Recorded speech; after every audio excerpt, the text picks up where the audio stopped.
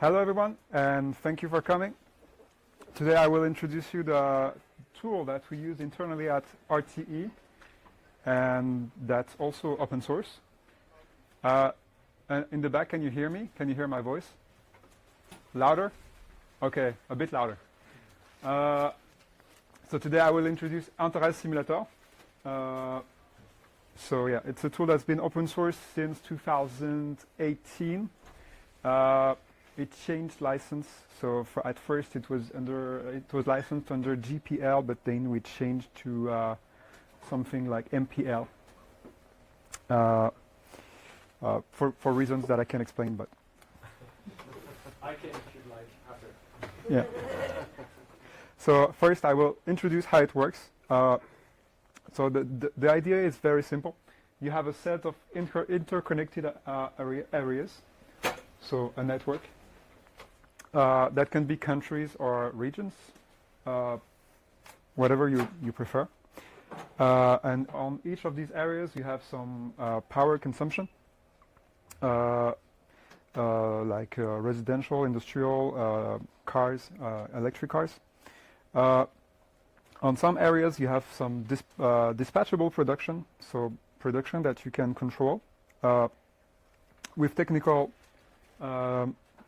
limitations. For example, you cannot start a nuclear reactor instantly, and you also have some non-dispatchable production, and more of it, which cannot be controlled or very little.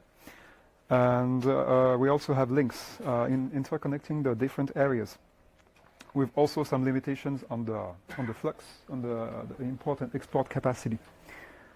So the modeling is very simple because it's aimed at very long-term simulations. So we keep it simple. We don't have nonlinear stuff and things like that. It's just linear optimization in the back. So the very basic equation is the following. It's the balance constraint. So for each area you have to produce enough energy to satisfy the load, but you can also import some energy if you need it, and you can also export some if you have too much. And I have to talk about the two terms in red. So the unsupplied energy and the spilled energy. So these are, how to say, slack variables. So we give our system a little bit of slack, because if we don't introduce these variables, we get infeasible problems that have no solution. And our users, basically, they like it when there's no unsupplied energy, or as little as possible, because it means that the electric system is correct, is adequate. And spilled energy is the contrary. So we have to produce too much, for example, non-dispatchable energy, and we cannot evacuate that production into the network. This is a problem as well, but not in general. Unsupplied energy is much worse than spilled energy. For our users, at least.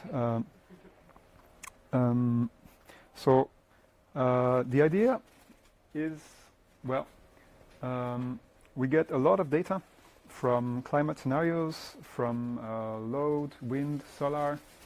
Some of these are connected, and so we establish Monte Carlo scenarios, and we also have some data coming from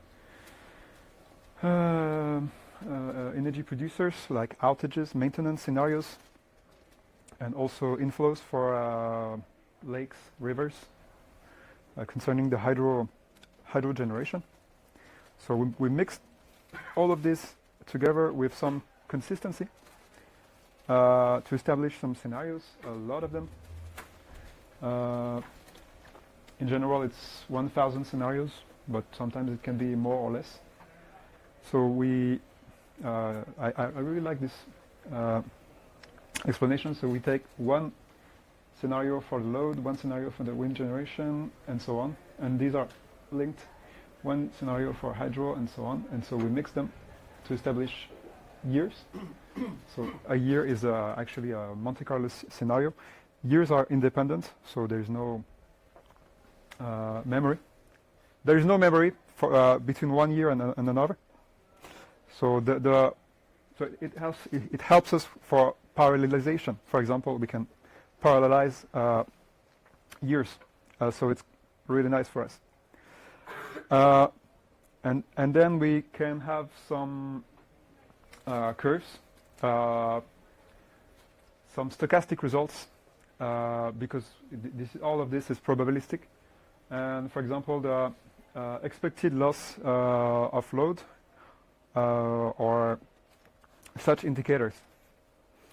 And our users, they watch these peaks very, very carefully.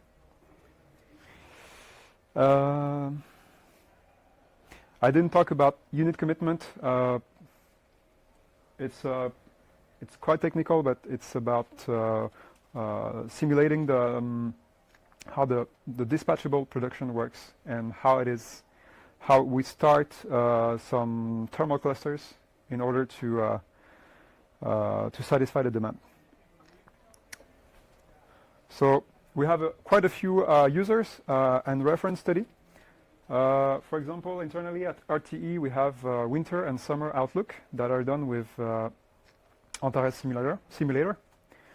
So these studies are used mainly in order to assess the adequacy for the next season. So this would be not so long term, but medium term.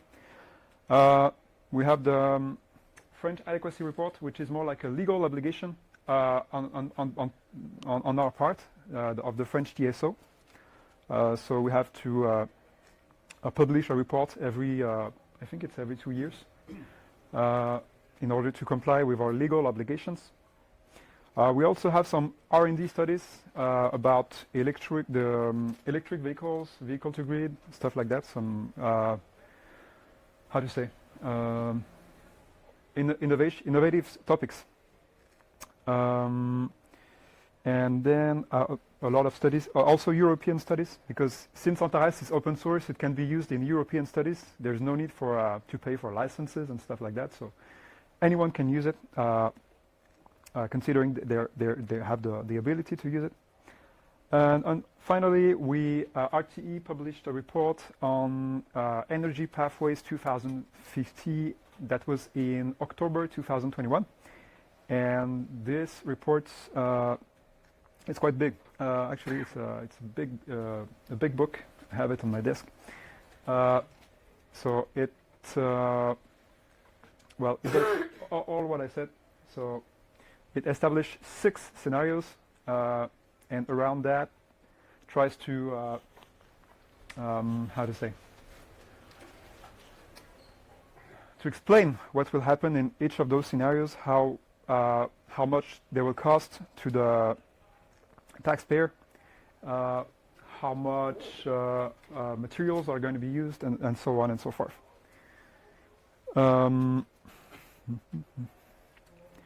So during the remaining time, I will talk about next features for Antares. So we have, for a long time, we've had an old legacy GUI, which was written in C++. Surprisingly, our users like the old one.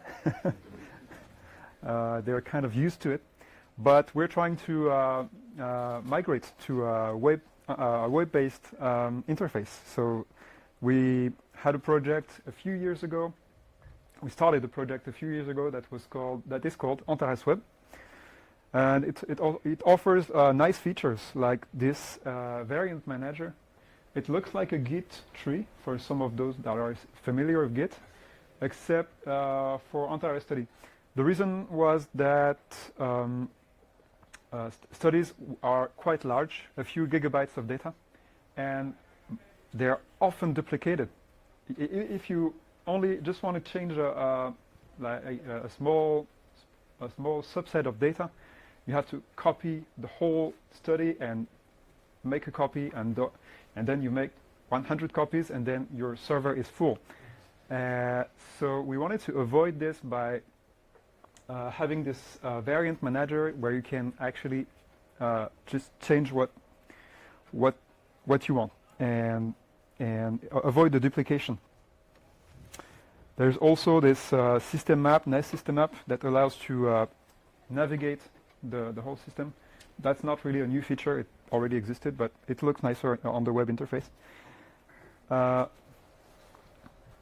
And finally, we have a task manager. So it allows us not only to launch simulations remotely on a central server.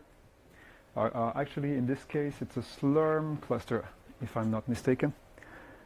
So we're trying, with this Antares web tool, we're also trying to migrate from desktop to more like something more centralized. What else can I say? We're probably going to be using the cloud a lot more in the future because it's more efficient. We can run a simulation like 10 times faster because they have super powerful clusters. Yeah. Another change is what we call the modeler.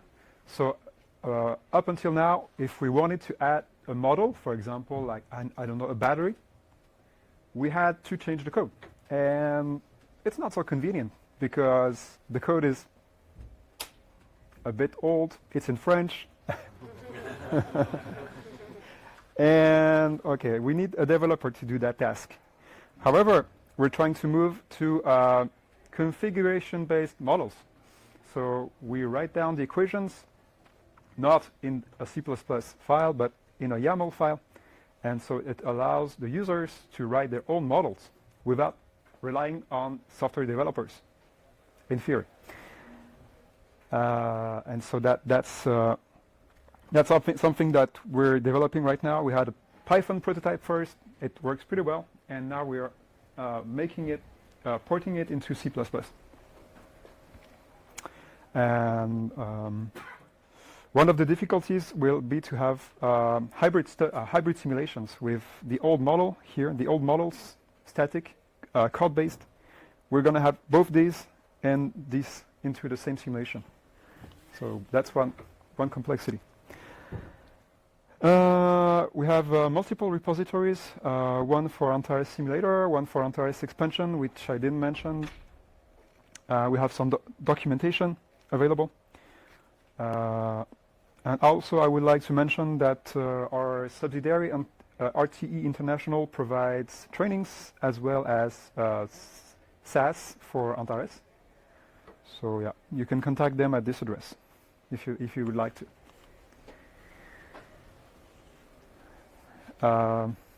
Any questions? Luis.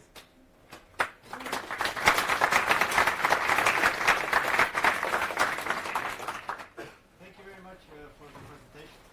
A quick question about the dynamic models. Yeah. Do you mean dynamic models as in you're running the simulation, say you have a blackout that happens, so you can reconfigure the model of the simulation and keep running the simulation? Do your simulations use dynamic addition and extraction of nodes during the simulation, or do you have to stop, change the model and start a new simulation with the data simulation? Okay, Handle that kind of dynamic. the question was about dynamic models, if it's going to actually reconfigure the simulation, the model during the simulation, or if not. The answer is no. This only allows us to configure the models beforehand, before running the simulation. Well, the variant on that is you have independent years. Can you have the network changing over time, or are you just running different Monte Carlos on the same? For now, the only thing that changes is the data. Yeah, the network is fixed. Sorry, the question was, can the network change? Can you have the network changing over time? The question was, can you have the network change over time? And the answer is no. You can only have the data associated to the network change. And I think time's up.